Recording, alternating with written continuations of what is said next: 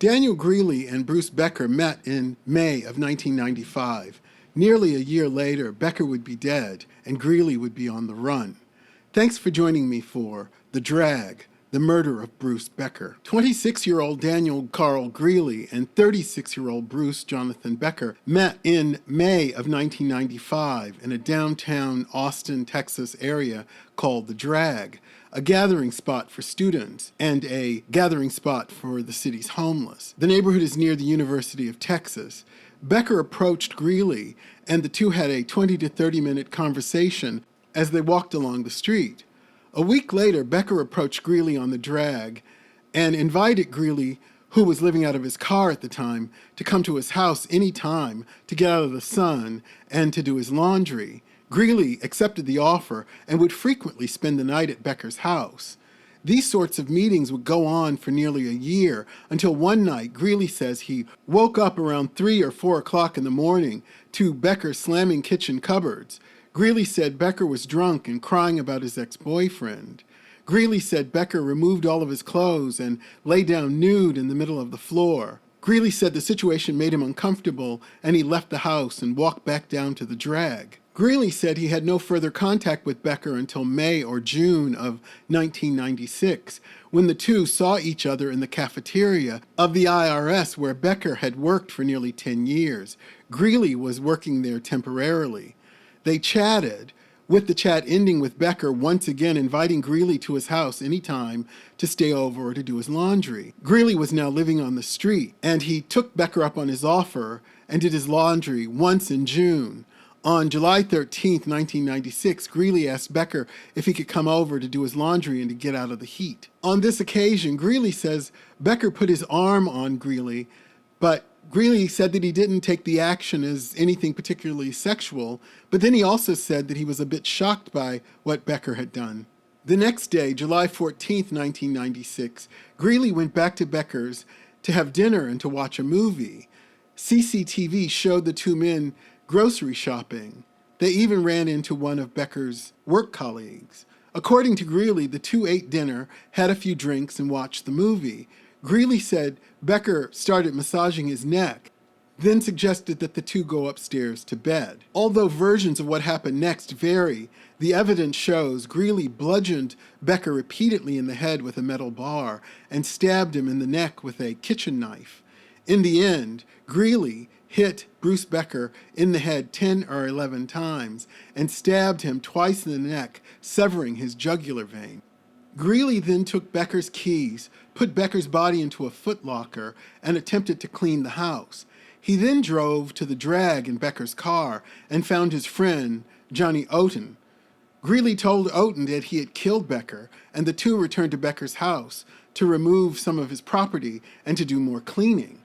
The two men then loaded Becker's body into the trunk of Becker's car, along with several boxes of his property and a small safe. Greeley gave Oten one of Becker's credit cards and other IDs. They tried to use the cards to get cash, and when that failed, they went into a shop on the Drag and sold Becker's baseball cards.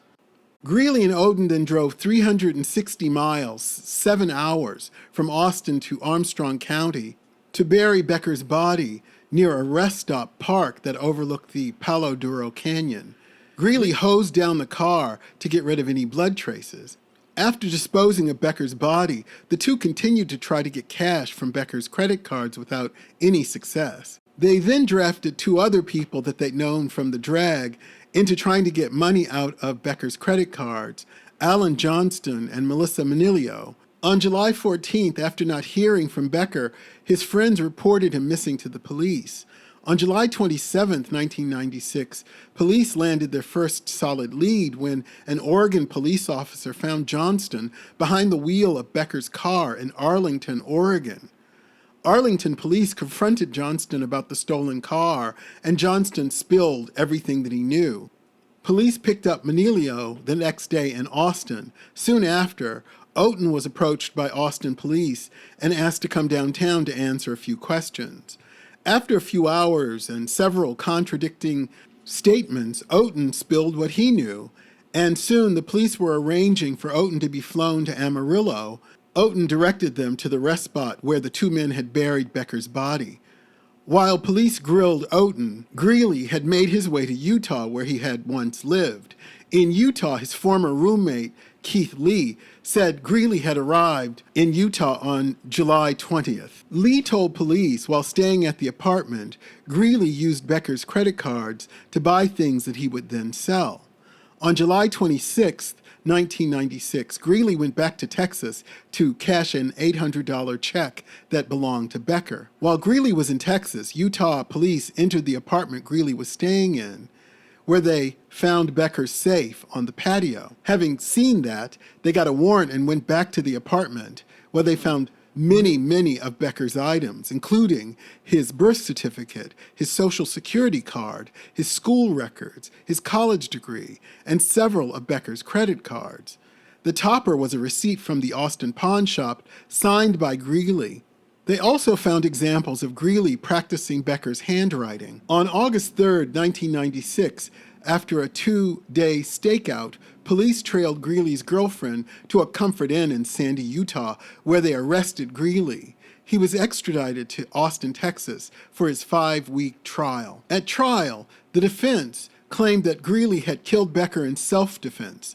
While they didn't use the gay panic defense outright, the fact that Greeley's defense made a point of telling the jury about the number of advances that Becker had made towards him, allowing the jury to come to their own conclusion on the subject. Greeley's defense told the jury that Greeley was a veteran who had led a productive life that had been derailed due to drugs and alcohol. The prosecution told the jury that Greeley targeted Becker for what he could get, telling the jury the reason for the ongoing relationship was to eventually kill Becker and assume his identity. Johnny Oughton, who had helped Greeley clean up and sell off Becker's possessions after the murder, testified that Greeley had told him several versions of how the murder happened, including the fact that he and Becker were hugging and their arms were wrapped around each other. Greeley says he tried to get up, but the two men somehow, for some reason, wrestled onto the floor, and Becker pulled out a metal weight bar from underneath the couch, and Greeley took it from him and began to hit him with it. Greeley's girlfriend, Heather Willard, testified that Greeley had been trying to find a way to quit living on the street. She said Greeley said that he thought that he could use Becker for that purpose. Willard also testified that Greeley had drove her by Becker's house in 1995, around the time the two men had met. She said that Greeley often spoke admiringly of Becker's wealth, his property, and position. Willard also testified that Greeley spoke repeatedly and at length about assuming someone else's identity. Evidence showed that Greeley had a book describing how to assume another person's identity. The other point strongly made by the state was the fact that if Greeley had killed Becker in self-defense, why hadn't he called the police? Instead, he disposed of Becker's body, cleaned the crime scene, and stole Becker's property, including his car, then bragged about having killed Becker to his friends, not the actions of an innocent man, the state claimed. On August 22, 1997, after 7 hours of deliberating, jurors found Daniel Greeley guilty of the June 1996 stabbing and bludgeoning death of Bruce Becker. One of the interesting things in this case is that both sides testified that both men were gentle and easygoing people. Neither one of them was prone to physical violence. Becker's friend said that he would tell guys that he met right up front what he was interested in, and if they weren't interested, he'd move on. It's easy to see what Greeley got out of the relationship with Becker, but it's harder for many people to understand why the politically conservative, home-owning Mr. Becker would form a relationship of any kind with a homeless man. But I would suggest that perhaps that's more a reflection of our short-sightedness and fears.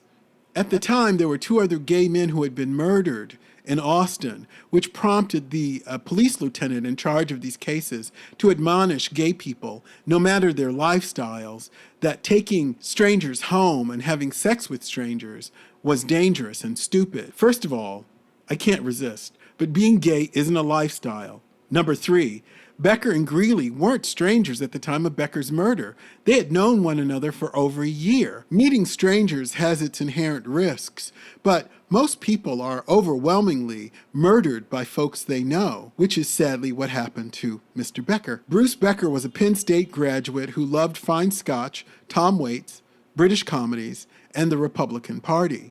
Only the year before he was murdered, Becker had come out to his parents and his brother during a family visit.